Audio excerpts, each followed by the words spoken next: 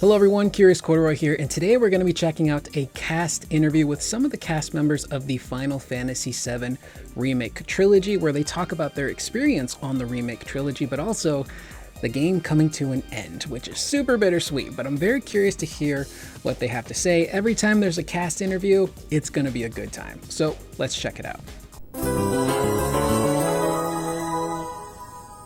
Alright, so this is coming to us from Geek Town on YouTube. A couple of weeks ago, back at MCM Comic-Con in London, Final Fantasy was everywhere. They did a panel with these specific cast members as well as Naoki Hamaguchi. Now this one is different. This is more of like a press media interview where there's a number of different outlets who attended and spoke to the cast. So I'm curious to hear what they have to say. Also, whenever Britt talks, Britt Baron, if I start smiling like an idiot, just ignore it. But let's mosey. Hi everyone, my name is Briana White. I'm best known as the voice of Eric Gainsborough in Final Fantasy VII Remake. She's great. I'm Britt Baron, the voice of Tifa Lockhart.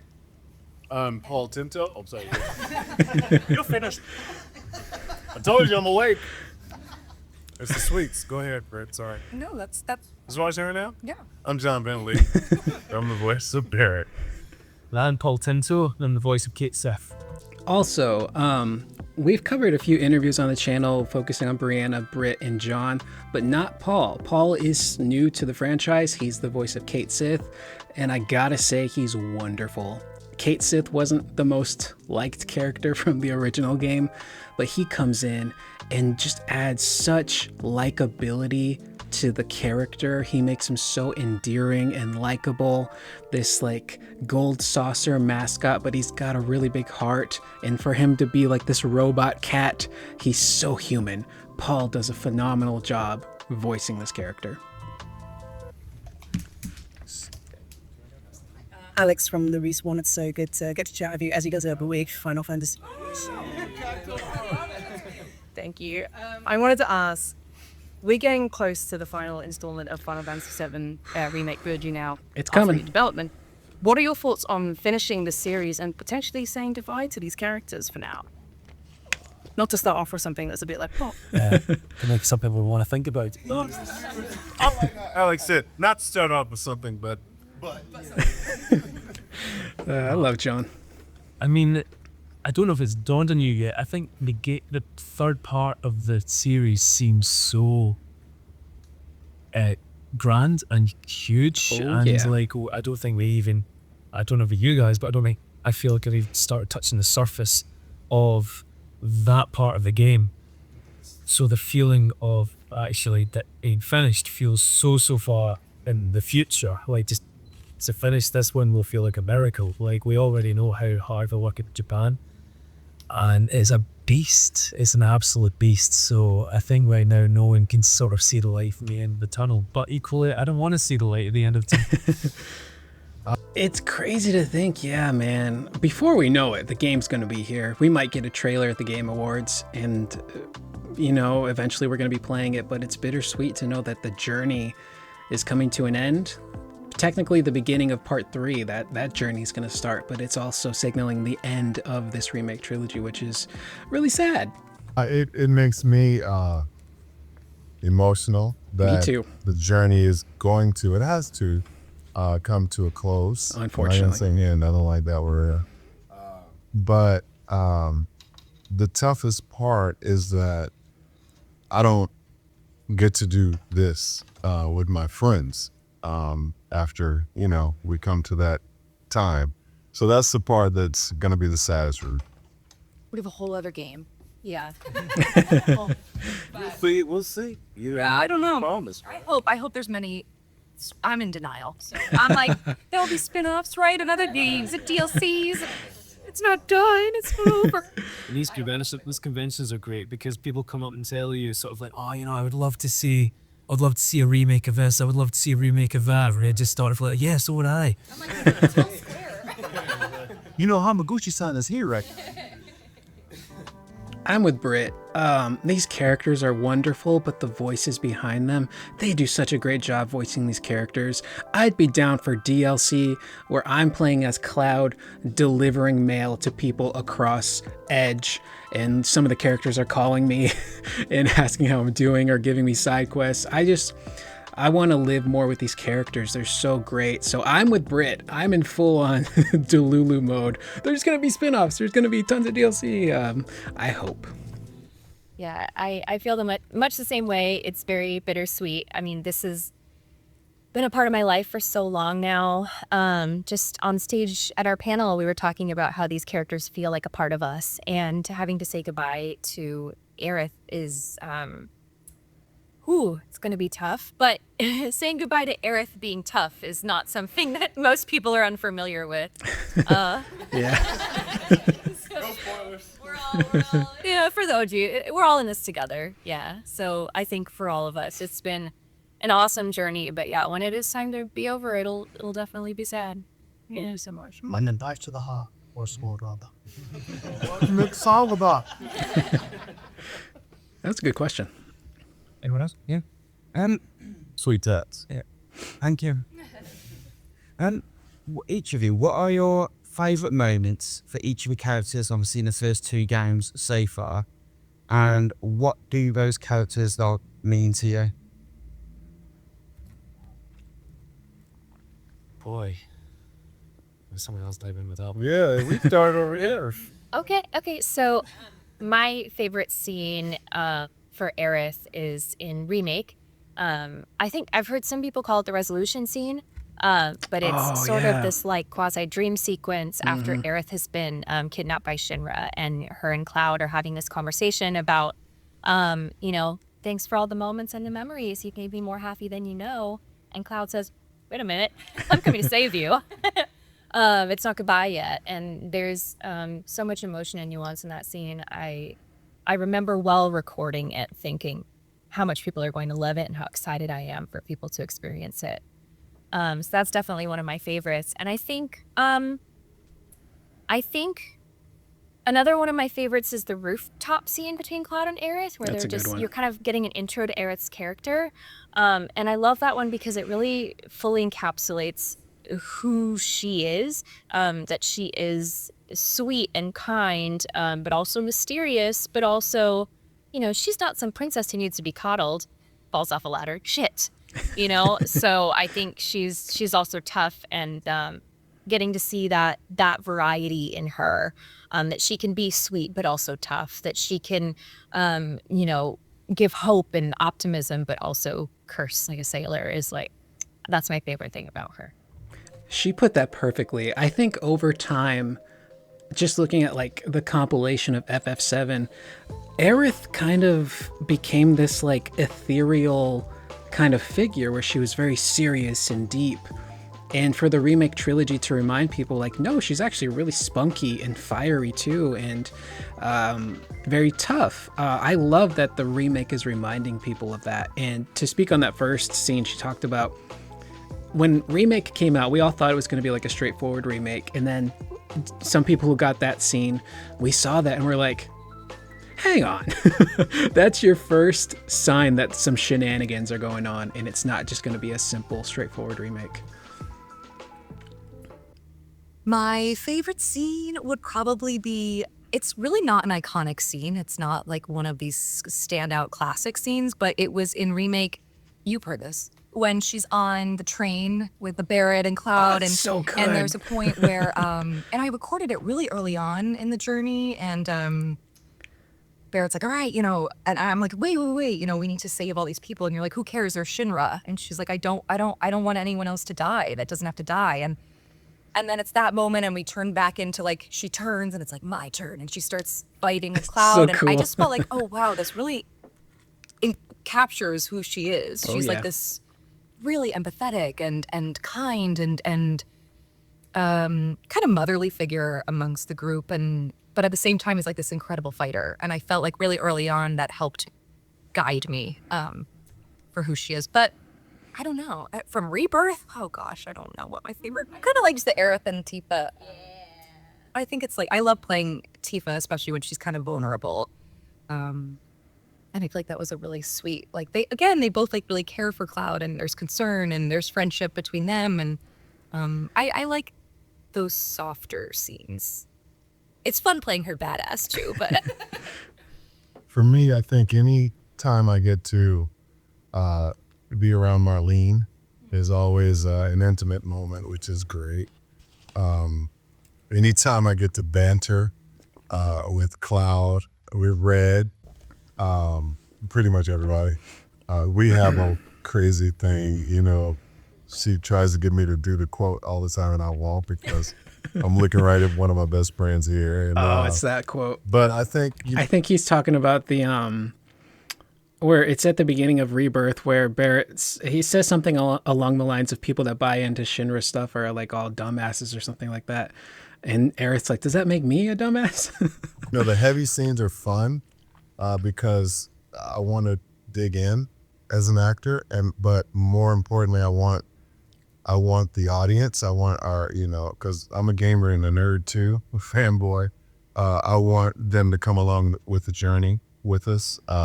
So I think those are the meat scenes are fun. Oh yeah. And then getting to do the little funny things with the victory fanfare and the stairs. Those are all fun. the stairs, oh my god. I got a lot of stuff that's just fun.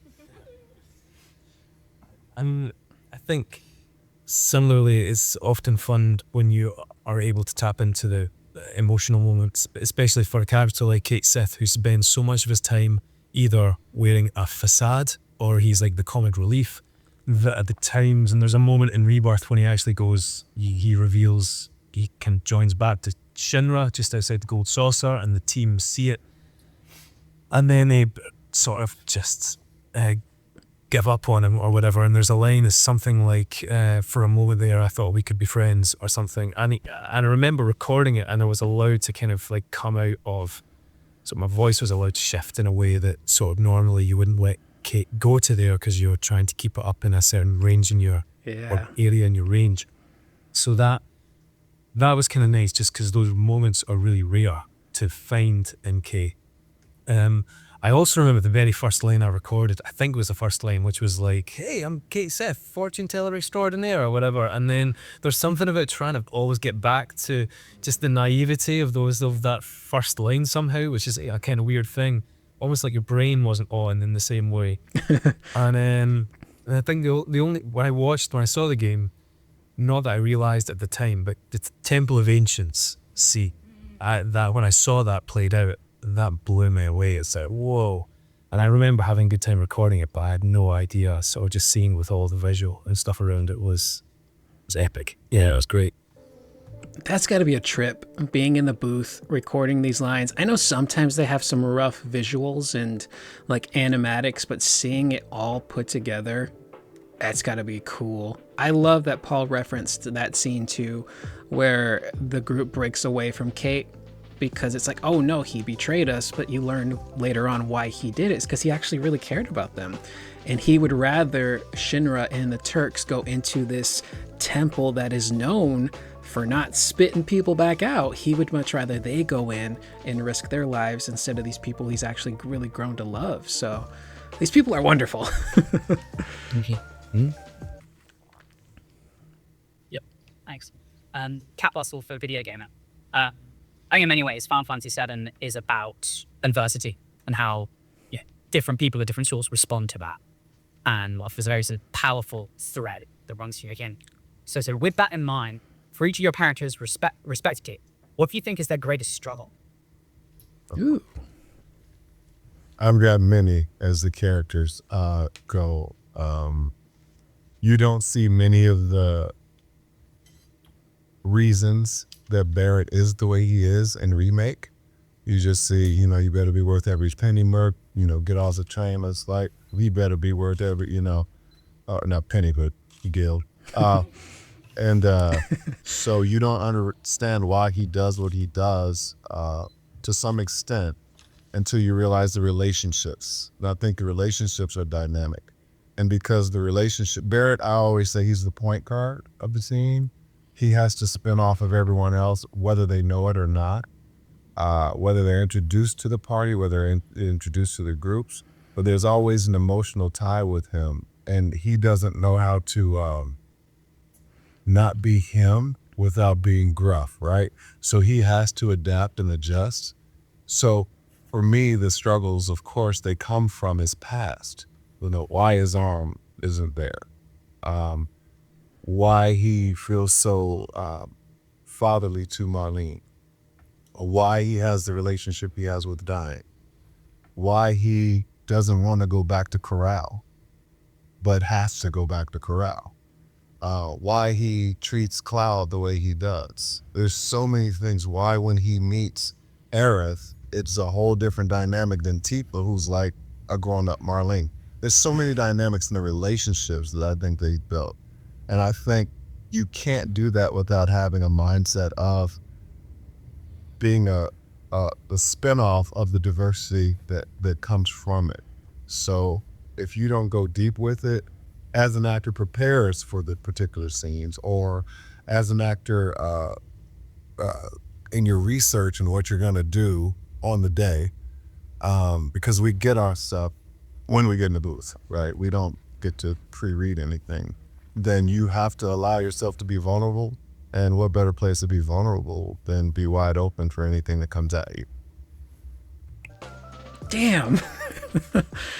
I love everyone on this cast. They all understand their characters, but John just like, he gets into like the nitty gritty of who Barrett is.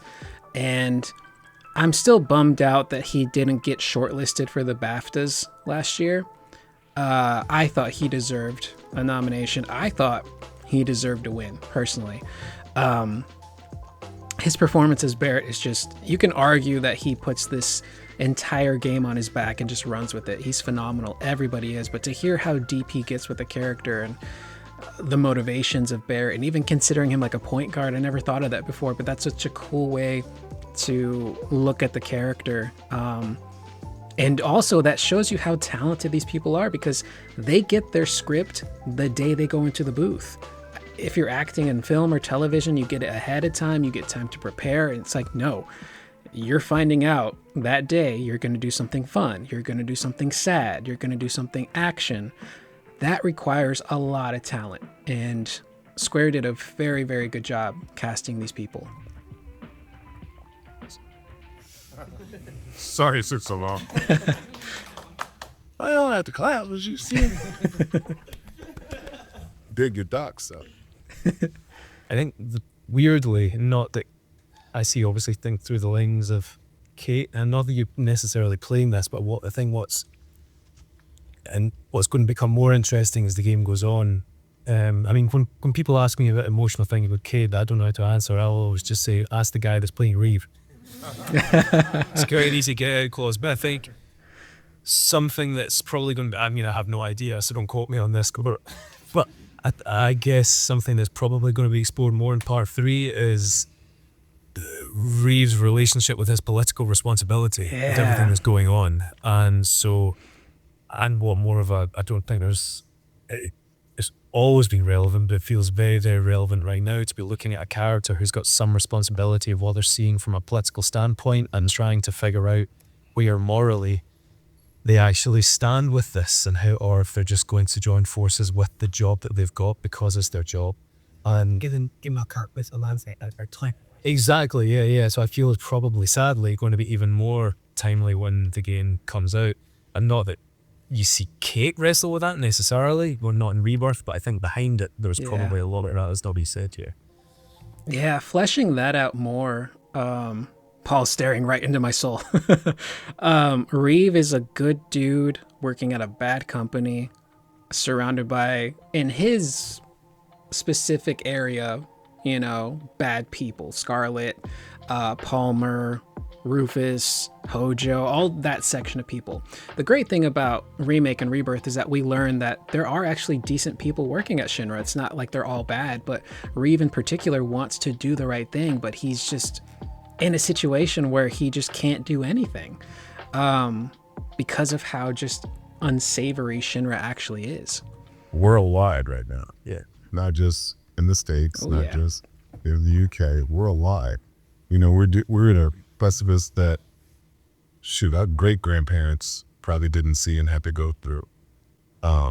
So, we're all dealing, and I think the through line needs to be communication, which is there's lack of, but thank God this game is allowing people to breathe.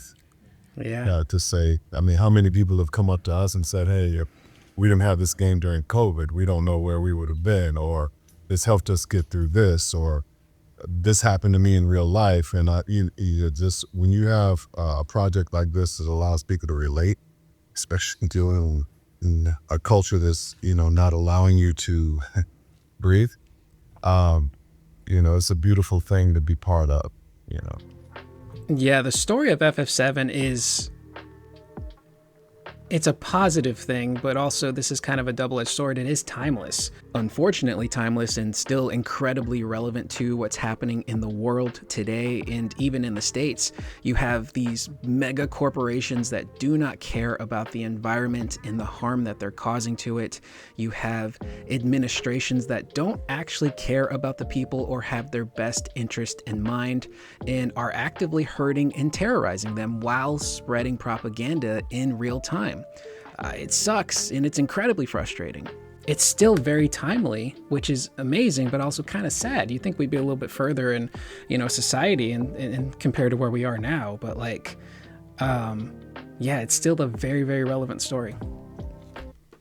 I feel like Tifa's biggest struggle is probably just being honest and vulnerable and communicating maybe like some bravery in that aspect, which is funny because she's so brave as a fighter that goes into battle. But I feel like often what's holding her back is being able to speak honestly about her feelings. And I think part 3 will have some really climactic, exciting moments where maybe she can find her voice.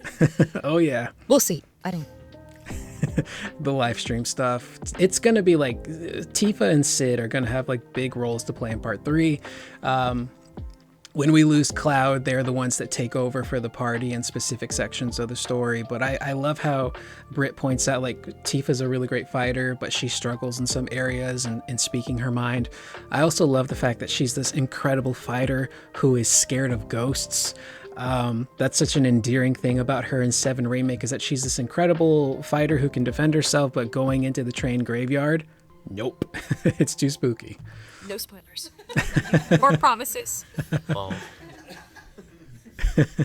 I think one of the most beautiful things about Aerith is that her struggle is she's the last of an ancient race, right?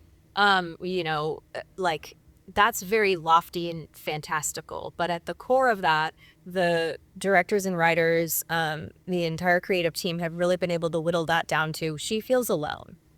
She feels completely alone, and she's afraid that she will always be alone.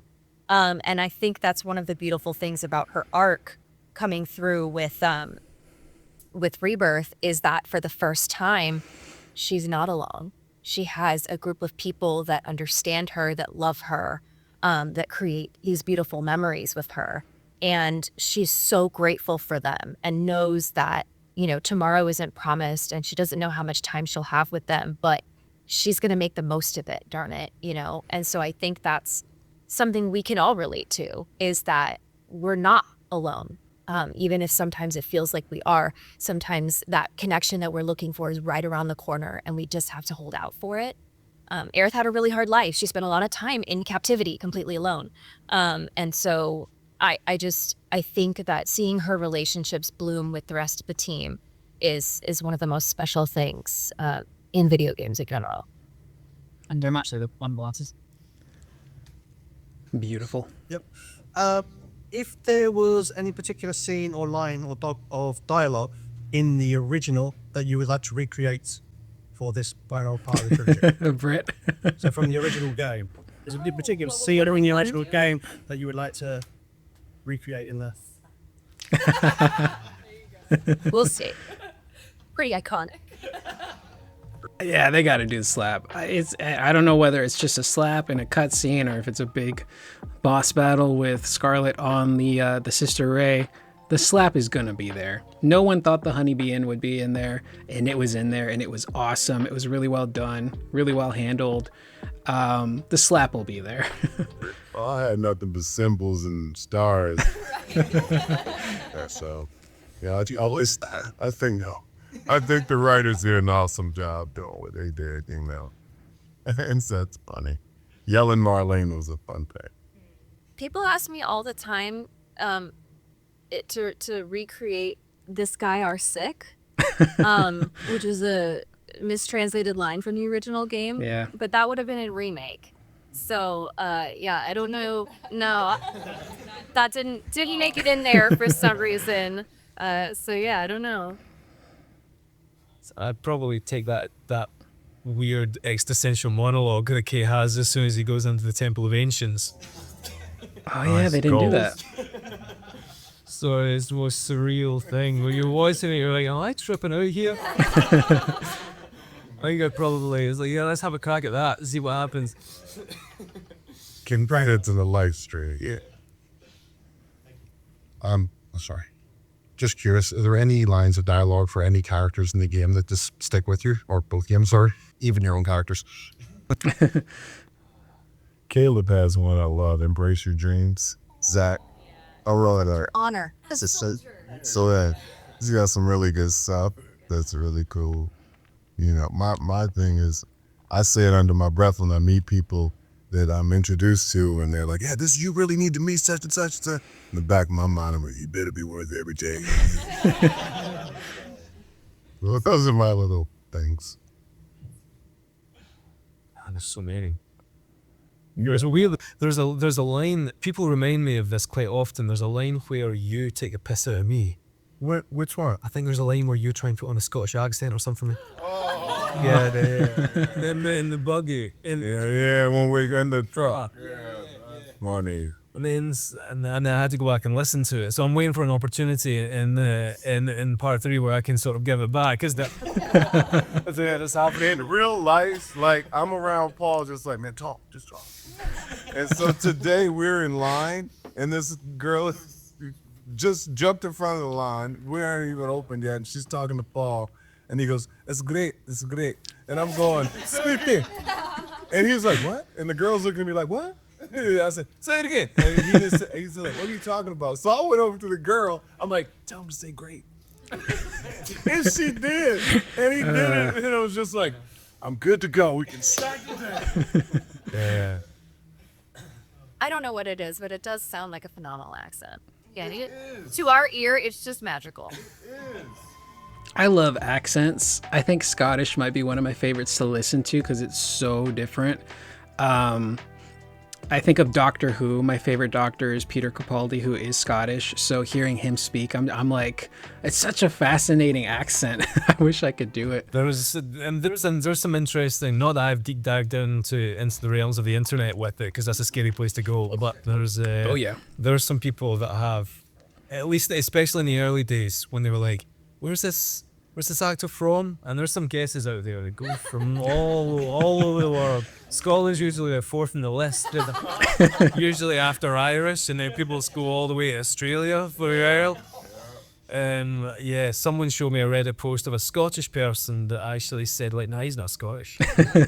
This is even weirder. And then someone else says, no, he is. I found a video of him performing Tam O'Shanter, a poem by Robert Burns, in Dubai. Oh, wow. Yeah, someone phoned it. I was in Dubai Expo in 2020 doing like a Scottish cultural thing, and I was performing Tam O'Shanter. And then someone recorded that, and then that came back as in a kilt as well. Say it wasn't big enough, and they said, no, he is Scottish. Here's this guy performing Scottish poetry with a kilt on in Dubai. Shouldn't have gone that far, to really. That's within the family tartan. So, is that at Mars bar as well? I found that out when I went to go visit, man. I'm like, yo, dude, y'all fry Snickers? He's like, and pizza. I'm like, nah, I'm good. Worked like that years ago, and as a kid, was going there and went to Glasgow, and so yeah, again, should we get a battered Mars bar or what? Yeah. We by the university. And you're like, yeah, son, you should go to that restaurant. I went to that restaurant. I'm like, nope, never again, nope. Or, Spread deep fried Mars. Oh my gosh, that's you can't use the bathroom. high rare right like this. But it's just key. Britt, what's your favorite line? On the cake pillow. Fine, I don't know. I'll be fine. You've seen how much ass I can carry. I really do, but that's a really good. So that's when I need it, like my mantra, actually. That should be. Anytime. No, it's not, but it will be now from auditions. Yeah. See, chance I can carry. Peace. Look, I have a lot of favorite lines, of course, but I think one that really sticks with me is at one of the cons that we've done. Someone asked, like, what's your favorite scene, or, you know, what's something really memorable? And you said, one day we went into the booth, oh God, and we just had different variations of ribbit. That frog minigame? No, I never forget that. Just Brit saying ribbit, like, you're asking a question, or ribbit, like you're excited. And always I think about that. Those are real lines of dialogue, and we're not to say. And that's our job. Funny. That's a cool scene. Because when they turn into frogs, you don't expect them to actually say ribbit, but to have to deliver different emotions and dialects of ribbit. They did such a good job. It's such a silly scene. And that's one of the things I love about FF7. There's been conversations about tone and what, you know, is and isn't accurate. Like, FF7 is a really, really goofy game. It can be dark and serious, but it has these really lovely moments of just being really silly and over the top. Cloud and Tifa turn into frickin' frogs. You can do a frog minigame with everyone in the cast. Red 13's just being a kid. He's playing against other animals, hitting a big ball like it's Rocket League. Like, there's so many silly, goofy things, and that's such the cool thing about FF7 is that it has such an ever-expanding tone. It has whimsy, and I've seen some people use the term cringe, which I feel like the word cringe is misused a lot. Some people will use it to describe something they just don't like, which isn't technically the definition of cringe. And I think like the actual definition of the word cringe is essentially secondhand embarrassment, right? Something that makes you incredibly uncomfortable, or you would feel embarrassed if someone caught you watching it, which I get it. We all have things that make us embarrassed or uncomfortable. It's a natural, normal part of life. But I've seen some people take the angle of, I think this thing is cringe, therefore it's objectively bad, therefore the thing it comes from is objectively bad. When in reality, that thing that you don't like is like 0.01% representative of the entire experience. So I personally don't agree with that angle. What we're experiencing a lot in 7 Remake and Rebirth, that's whimsy. It's magical aspects of these stories and the characters just going around and having fun. And we need more of that, man. We need more of that in games, and we need more of that in the real world. And that's what's cool about 7 is it can balance all that stuff. We can have the really sad, meaningful stuff. One of the things I'm looking forward to is in part 3, that speech from Sid, where you're in the space in the rocket and he looks down at the planet and realizes like how small it actually is and how much they need to protect it. And then on the other end of the spectrum, you got the Honeybee Inn dance. So this game, it's so multifaceted. It's one of the reasons I really love it. Firstly, congratulations on the game. And my question for you all is, what was your first core memory of a video game in your life? Ooh, good question. What do you think the first core memory of your character's life in general is about how they perceive the world? That's a deep First question. of all, you got a great voice, bro. Have you thought about voice acting? Are you looking for an agent?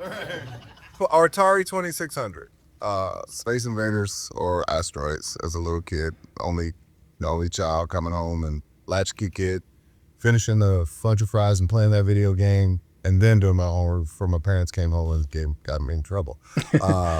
But as far as I think the character of Barrett in this particular game, I think it's important that he represents who he is as a man. I think it's important that he represents his culture. I think it's important that he is not a caricature, that he's not a stereotype. and that he presents himself to the world that he's in, whether it be the Midgar, whether it be what's it, where the beach town we're in? Costa del Sol. Costa del Sol, wherever he is, that it's a lighthearted humor, but there's a serious task that has to be done. We're saving the world, right? But I think it's important that you play the truth of it. And in any job I do, I try to play the truth of it, unless it's a bending reality type, concept or character. He gives such great responses. That's a really beautifully deep response. John does such a great job voicing this character. The writers have done a great job. You look back at the OG FF7, and there is an interview that the devs did with Polygon a long time ago. It's a beefy, lengthy interview, and one of the things they talked about was how the translation of the English version of FF7 was really rushed. I think it was one guy who handled it. So there's a lot of liberties taken with the characters and the dialogue, and there was some stuff in there that I think it was Nomura and Nojima looked back and they were like, whoa, yeah, like that's not how we intended something to play out or for the story to play out. So the cool thing about this remake trilogy is that they can get out their proper tone and intention with the story and the characters now in this remake trilogy. Again, there's been that talk online of what's the tone of FF7 and the devs don't know what they're doing and they ruined it and it's cringe. But like, this is the original vision that the devs had, and they were pretty limited by OG hardware. So when people question like the tone of the remake trilogy, if you don't like it, that's fine. Again, how you vocalize your criticism, I think, is very important, but this is what the devs want. Like, the tone that's being put into these games is intentional. Like, these are the OG creators. I think you should at least trust that this was their vision, Memory is getting a Nintendo 64 for Christmas, playing Mario Kart. I spent my whole childhood playing as Yoshi. Many hours with like cousins and my brother, and a lot of really great childhood memories. That's for me. What was the second part of the question? Character. I want to hear that cool ass voice. I want to get that cool ass voice. Oh, not another way. What? This cool voice. Oh, the cool voice. Alright. So it's the first core memory of the character's perception of the world. Oh yeah. Okay. Whoa. You might have to come back to me. I got it last night. Sorry, the question is, what would your character's core memory be? Of the perception of the world. Of the world that That's they live in? huge. Yeah. Oh. I mean, That's huge. It's also a good question because most of these characters, I don't think ever left Midgar, right? Aerith never did. Tifa was from Nibelheim technically, so yeah, that's still a good question, yeah. I would say like the loss of her parents, particularly dad, maybe. Yeah. Like shaped, I feel like. Post-year. Yeah, especially who we see now. Yeah.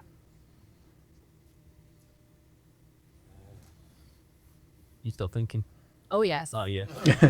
What it's cooking in there. Bruiser, you want the world. First computer core memory for me was playing Roland in Time on the Amstrad. I remember that. Yeah. Someone loved Did that. you ever get to the end? No, it's so Right. No, well, that thing is impossible. Souls of the Amstrad era.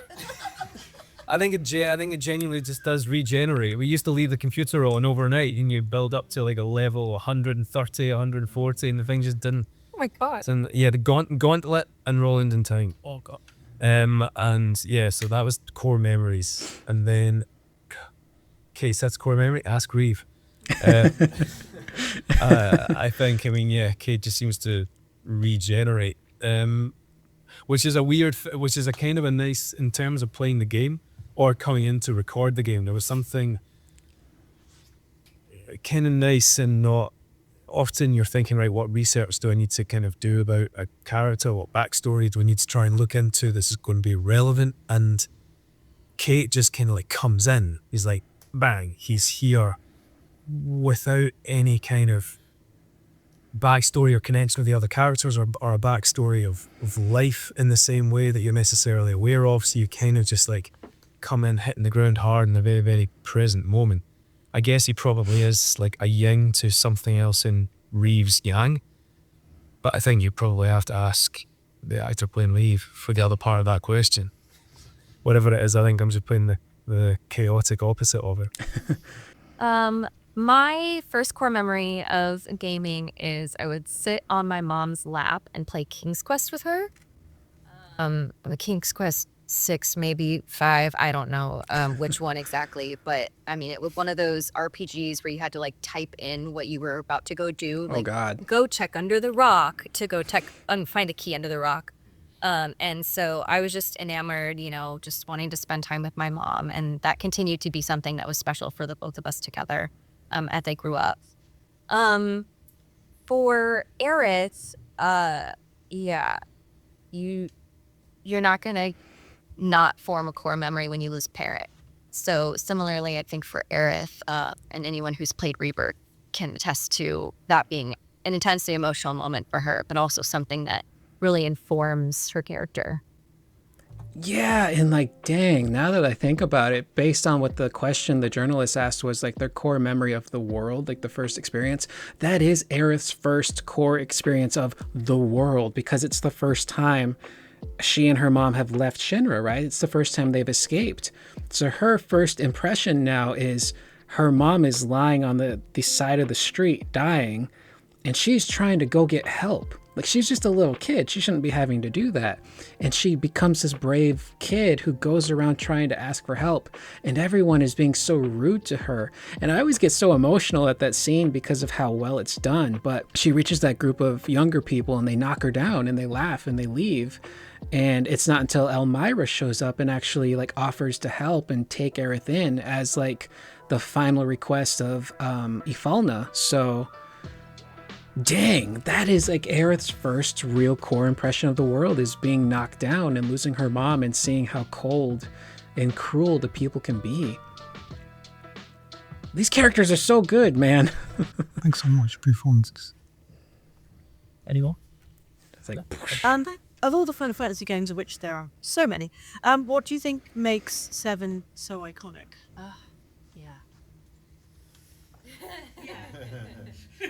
I mean, not to speak for you, but I feel like that is really what made it so iconic. Yeah. Huge part of it. We all grow to love that the character there, and you can't not. And you know, without spoilers or I mean, you know what happens, and then all of a sudden you're like, wait, we just had hope. Wait, we just had faith. Wait, we just found love. You know what I mean? So, yeah, and I think Breezy plays it incredibly. I feel like it brings a different gravity to the story. Like, I felt similar to watching Game of Thrones at the end of season 1, where you're like, wait, what? Like, no one's safe? I'm so used to watching shows like 24 where like Jack Bauer's in these crazy positions, but you know he's going to survive and everything's going to be okay. And so I feel like I really enjoy stories where I feel like it really brings the stakes to a new level when you're like, you could fall in love with characters, there's no promise of tomorrow. Right. I feel like it really changed the history of gaming. And here's the deal: we just did all this new stuff from the OG, and I'm gonna say it. I'm sorry, I'm gonna put you on the spot. I'm gonna say, because I don't know if any of you guys realize it, this is her first video game project. Really? Briana's first project. So for her to be able to take an iconic character like that with so much gravitas and make everybody go through this journey, I think it's a huge accomplishment. She doesn't say it enough, and no one says I'm saying it. She said it earlier, but no one realized. Talk about coming out of the gates. Yeah, right. Yes. There. That was a great interview. Also, John is such a lovely dude. He's the first person to give everyone else their flowers.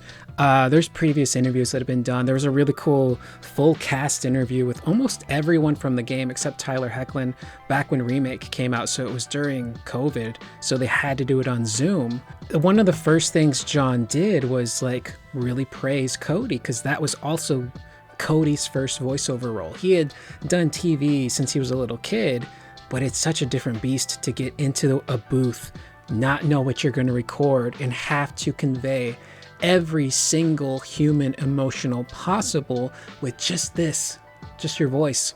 So John is always the first one to like really put people in the spotlight and praise how good they are. Briana's phenomenal. This is her first game. I believe she's done some acting work too. She's done like smaller roles, but this is her first big leading role, and she knocks it out of the park, dude. Everyone is so wonderful. This is such a great cast. This was a great interview too. And just to speak on like why it's so special, it's these characters, man.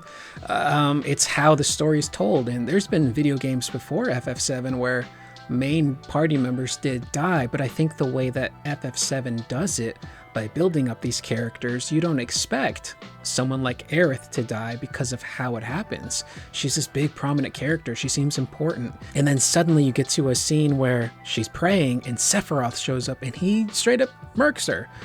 So it was a big shock for everyone who played, and it left a huge impression on people, and it's still like one of the most talked about moments in gaming, one of the more iconic moments in gaming. So these characters, the story, the world, the music, the gameplay from the OG and now the remake trilogy, it stands the test of time. It's such an impactful story. Again, it's still relevant to what we're dealing with in today's standards of these like big evil corporations that seemingly just want to make life worse for everyone else and profit off of it. Shinra is bleeding the planet dry of its life energy and spreading propaganda and keeping the poor poor, keeping the rich rich. It's still relevant today, man. And I think that's why we relate to it so much. And a character like Cloud, for example, he's so relatable, especially when you're a younger person, because you're trying to figure out who you are. What is your place in the world? And that's something that Cloud really struggles with, is his identity. So it's such a great game, such a great story. And that's why I think it hits people so hard, even to this day. So I love this cast. Everyone's amazing. Paul's such he's wonderful as Kate. John is a force as Barrett. Britt she's the perfect Tifa. She understands that character, who is such a sweetheart, but also struggles with some insecurities, but she's also a badass fighter. She's a people pleaser, which is one of the things I relate to when it comes to Tifa. And then Briana, understanding the character of Aerith. Again, there was that time where people just kind of viewed Aerith as this ethereal flower girl, but there was so much more that people had forgotten how spunky and kind of fierce she could actually be. So wonderful, wonderful cast. I love interviews like this. It's cool to get the dev interviews and all that, but like just to hear from the cast on their experience of voicing these characters, what they're looking forward to, how it's going to be kind of sad. Again, I'm with Britt. There will be DLCs, there will be sequels, we'll see the characters again.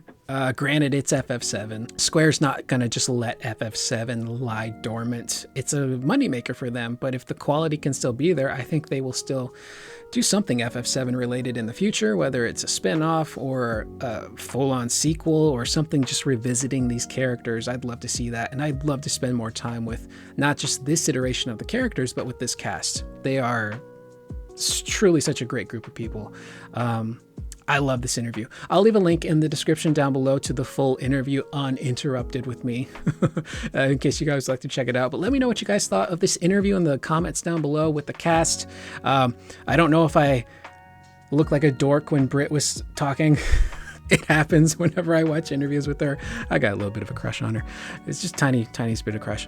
But these are lovely people. Let me know in the comments what you guys thought of this interview. Also, how are you guys feeling about the fact that eventually our journey for part 3 is going to start, but that's also the end of our remake trilogy journey. It's the start of that. So I am Curious Corduroy. I will see you guys in the next video. Please remember to always be excellent to one another.